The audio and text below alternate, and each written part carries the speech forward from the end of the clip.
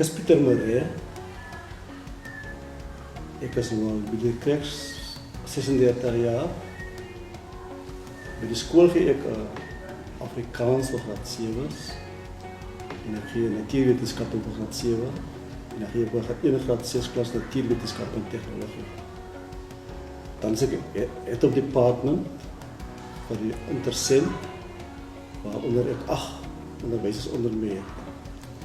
Dan is ek die saamroeper van die ECO klub van die skool of Environmental Education coördineerder.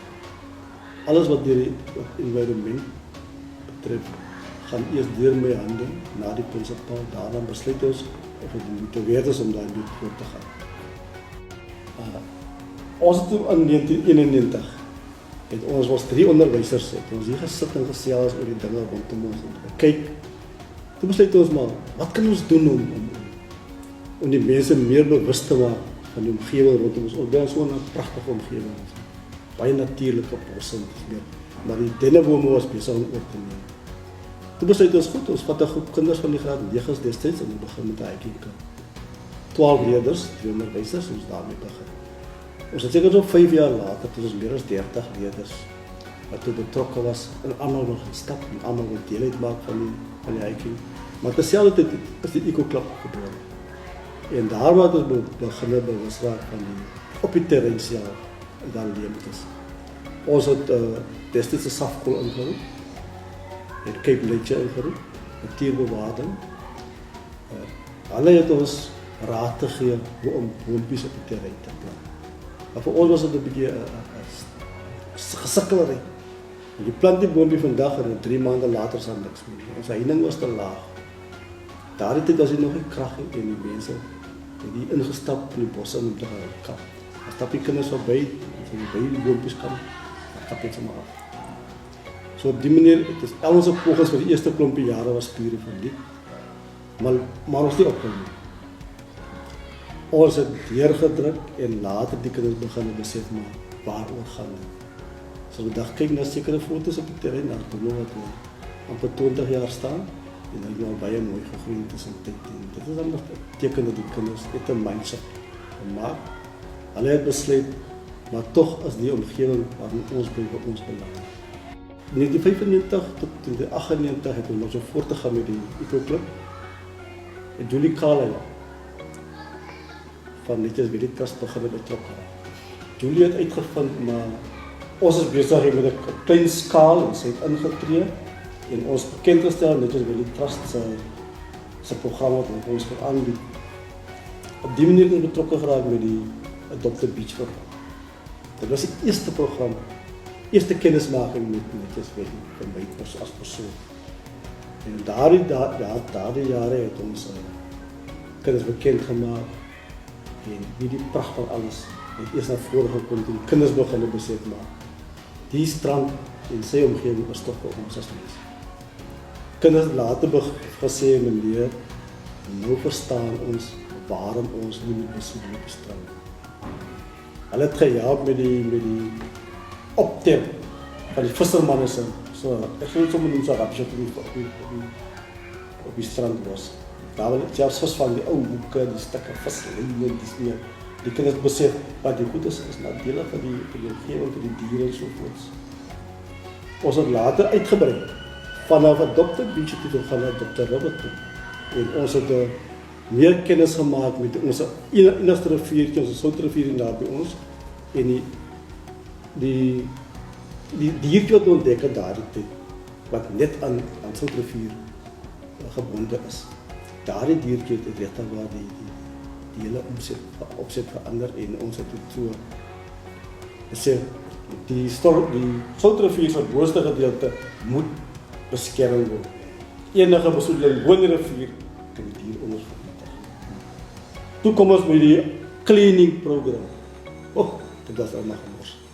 Ons eerste cleaning project, daardie dag kon ek nie so onder die graad 8 en graad 9 is die hele boontjie skoon gemaak. Toe ons goed albei saal gooi, die sakke fris, was daar 5 troppe van die titel, 5 troppe rubbish.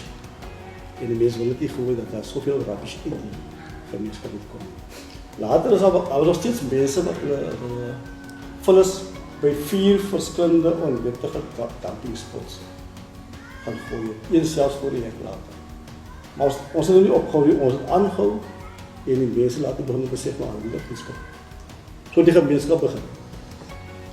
Die gemeenskap het besluit maar die 4 onwettige dumpingspots is hier 'n mooi ding vir die begin. Almal het ingekom en daardie spots is verbind. So dacht ek daarna as anders nie. Ons uitgebrei met die boomplantery, tot later in die gemeenskap gaan plant. En as mense wil kyk, 'n spesifieke gedeelte veral waar by die inkom, het ons saam met dwarf bome geplant en daai bome staan baie mooi.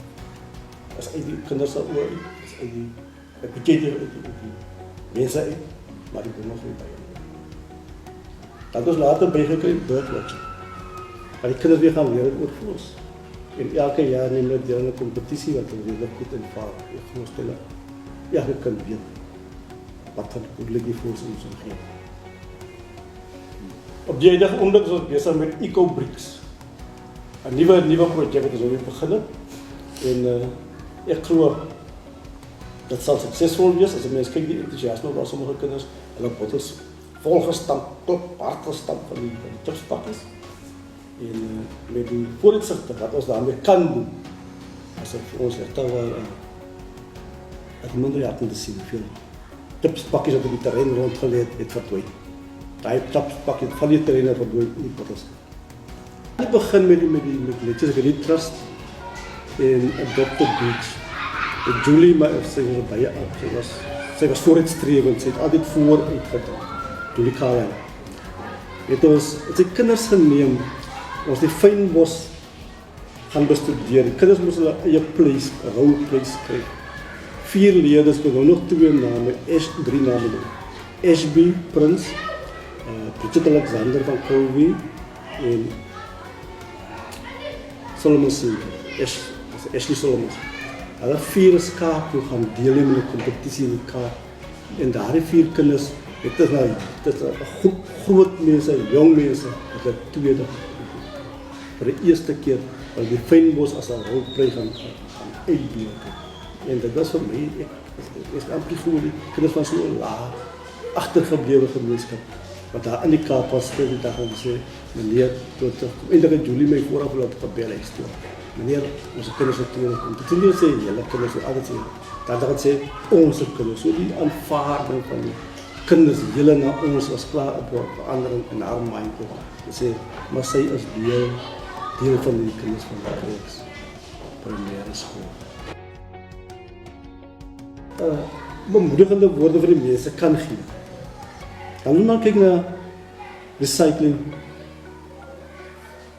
reduce, reuse. As ons daardie dinge ons kop toe kry. Dat jy nie elke keer winkel toe gaan in die winkel gaan koop jy gewoon. Jy kry die nuusware met 'n plastiek sak by. Vat 'n plastiek sak by jy vat hom sak. Dit moet klaar gekoop.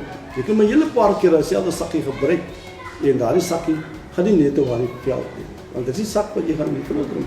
Wat veld toe gaan en wat gaan besoedeling veroorsaak. Die leerders weet wel so. Plastiek is van die materiaal wat die moeilikste omgaan. En dis die materiaal wat die meeste besoedeling veroorsaak. So as daardie gedeelte tussen kop uit kry, minder plastiek besoedeling, gaan ons die omgewing suiwerder